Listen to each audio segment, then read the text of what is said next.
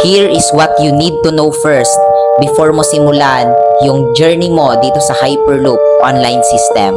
So hello guys, by the way, I'm Josh and isa ako sa mga nag-educate kung gaano kaganda yung system na ginagawa namin. And kung ikaw, isa ka rin sa mga aware na about dito sa system na ginagawa namin pero still doubtful ka pa din kung ano ba talaga yung pinakagagawin mo dito sa system na ginagawa namin. So nandito ako para ipaliwanag sa iyo yung mga kailangan mong malaman muna before ka magsimula dito. So unang-una, meron tayong mga task na gagawin mo dito, which is ang main task natin is setting of appointment and mag-endorse lang po tayo through sa local or sa international client. Hindi mo dito kailangan na maging mateki, hindi mo kailangan na magsimula na magaling ka kasi meron tayong mga trainings and meron tayong mga mentors na magtuturo sa iyo.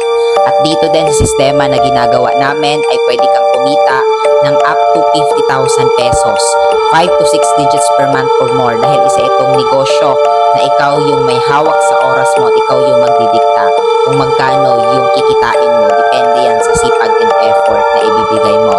So to know more about this Hyperloop online system, ang gawin mo lang, i-comment